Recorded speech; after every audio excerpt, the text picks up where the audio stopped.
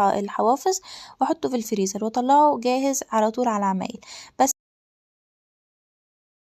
كل سنة وانتم طيبين. النهاردة حبيت اعمل معاكم بانيه، طبعا وصفة جميلة جدا، خفيفة وسهلة التحضير. احنا هنعملها نحطها في الفريزر، ومكوناتها سهلة وبسيطة خالص.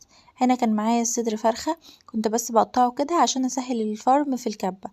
وهبتدي ان انا بعديها احطه في الكبة بتاعتي، وافرمه كويس قوي لحد مع المكونات اللي انا هضيفها، وهي مش كتير يعني، هما مكونين. اول حاجة حطيت هنا في الكبة، وطبعا الفرخة دي انا منضفاها ونقعاها ومنضفاها حلو جدا يعني، وبعد كده قطعتها. هنا كان معايا فيجيتار حار، بس لان الفيجيتار الحار فيه كل البهارات، الملح وكل حاجة. عايزة تزودي ملح، عايزة تزودي شطة، على حسب الرغبة بتاعتك، بس هو بيكون مظبوط جدا كده. فرمته كويس في الكبة، وطبعا دي ما كانتش كل الكمية بتاعتي، كان في باقي كمية في الكبة.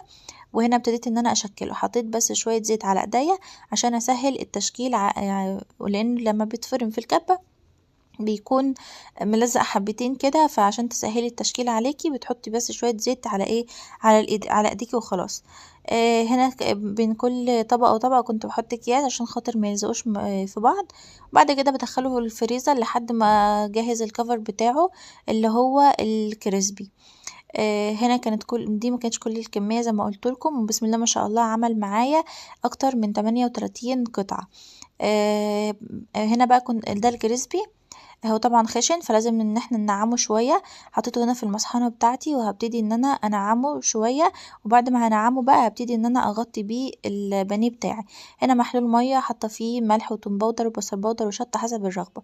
هحط كده البانيه في قلب المية واطلعه اغطيه كويس جدا بالكريسبي بتاعي، واحطه في الحوافظ، واحطه في الفريزر واطلعه جاهز على طول على العمايل.